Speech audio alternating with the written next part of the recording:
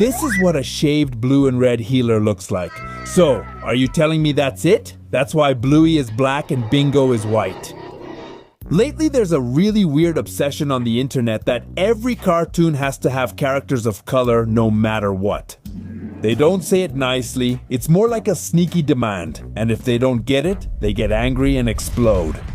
The most ironic thing is that many times it doesn't even matter what the cartoon says, but what they feel the character should be. It's not based on analysis, they just want to see an African character for representation. As a great first example, we have the Backyardigans. They're colorful, aesthetic, and cute animals, singing opera and having absurd adventures. But there was always that gossip who said, no, my friend Pablo has to be black, but why? The character is expressive, intense, dances and gets excited, insane. I mean, basically they're saying that if he moves a lot and has rhythm in his blood, then this guy can't be white. Next, Tyrone and Uniqua are designated as people of color, simply based on assumptions about how people of color behave. No context at all, just really absurd stereotypes. These guys really have some serious issues, man. They even get upset over a simple fan art, like this innocent Bajordi piece someone made just to express their imagination. The intense critics showed up to say which characters should be of color and which shouldn't. What the fuck, man? Relax, it's just art. They assigned people nationalities the creators didn't even know were possible. Honestly, they're clearly missing a screw, and this isn't the only example. Another one they criticized to death is My Little Pony. Come on, they're just cute ponies with magic jumping around in their cute pony paradise. But despite the whole aesthetic of the show, there were still some weirdos complaining that there aren't any black ponies. What the heck? It's not like they're Hell Ponies or My Nigga Pony, and then they added a pony to satisfy their desire for cultural representation. And guess what? They immediately started classifying it like it was their job. Seriously. They brought in Zecora, a mixed zebra with a stronger accent, and what happened next? Then they said, oh well, that's the African one. I mean, they see a zebra and automatically think of Africa, drums and mystical wisdom. That's not representation, it's just National Geographic on Twitter. But the most recent example is what happened with Phineas and Ferb. Bro, these people are obsessed with cultural representation. And actually it was especially English-speaking people, I mean white people, who came and said that Phineas and Ferb is a terrible show. Because there's no cultural diversity, just because they don't see enough African-American characters, bro. As if they were the only ones needed for there to be diversity. As if the show didn't have characters from different backgrounds. I mean, we have Baljeet from India, Isabella, who's Latina, and they also show us different accents, cultures, and countries. Doofenshmirtz is German, and Perry is an Australian platypus, alien, and semi-aquatic mammal. So, what do you call that? But no, if there aren't enough visibly black characters, then it doesn't count, because for many people, diversity only means one thing: everything else is invisible. And this happens with a lot of other cartoons too. In Arthur, for example, for years, many people said that Brian was black just because he's smart, well-mannered, and responsible. I mean, so being smart now? That's a racial trait. Then, when they actually include canon black characters, people complain because they don't feel the same.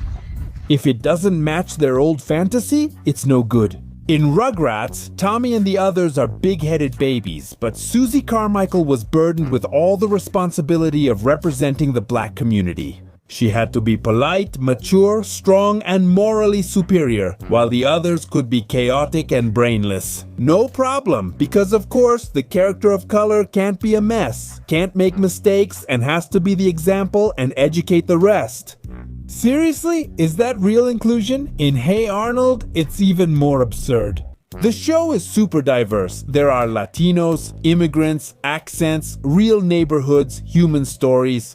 Gerald has always been there with leadership, flaws, and charisma. But even so, there were people who said there weren't enough black protagonists because if the character isn't shouting "I'm black" every 5 minutes, it seems like they don't exist or don't matter. Then there's Adventure Time, where fans decide that Marceline is black because she's intense, dark, musical, and rebellious. I wonder where they even get these conclusions. But wait, because for them, Princess Bubblegum is white, she's super white on steroids because she's problematic and controlling. Even though Marceline is half demon, half vampire, a survivor of the apocalypse, she has to be the one of color because she's too intense to be white. Or in the Powerpuff Girls, where something just as twisted happens, Bon. She's pink, the leader, calm, and just because of that, she's classified as white. Bubbles, not to mention, is cute, blue, and guess what? Also, for that reason, she's white. But Buttercup is tough, she's bossy, and she fights. Oh no, she must be the one of color. Basically saying that a strong character doesn't fit with certain groups. And when we get to Encanto, the gossip flips. Now that everyone is Latino, people judge who actually looks Latino and who doesn't. Like Mirabel does, Isabella's too white, and Luisa looks European. Now they want Latinos certified by skin tone, not just representation. If you're light-skinned, are you not Latino? And then they use the proud family as the perfect example. And yes, it's important, but it also has exaggerated stereotypes, loud families, extreme caricaturization. But oh, be careful, because if you point it out, they say you don't understand the culture. I mean, if you criticize a stereotype, you're the villain, but if you consume it without thinking, you're an ally. What kind of logic do these people have? Lastly, consider Gumball's case, where Darwin is labeled a person of color simply because he's orange and adopted, ha ha ha. But anyway, by now we all know that representation does matter. No one denies it, but it's not just about adding a black character, and it's not just about making someone darker and saying mission accomplished. Real representation is about writing complex, diverse characters with different personalities, not using race as an automatic label or default personality. Because if the idea of diversity is just counting how many characters are on screen but cultures, contexts, stories, and nuances are ignored, then it's not about asking for inclusion, it's about asking for a checklist that a character has to meet to fit into that idea of a stereotype. And in the end, the most ironic thing of all is that many of those cartoons were made for children to be universal, absurd, or fantastic. Even so, adults argue about the characters as if they were sociological treatises. And it's not wrong to analyze them, but it is strange to demand racial realism from a magical pony while using stereotypes to justify it.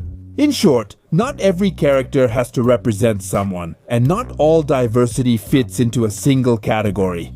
Because when you reduce representation only to is there a black person or not, you're not being inclusive. You're reusing mindless ideas just to make it look good.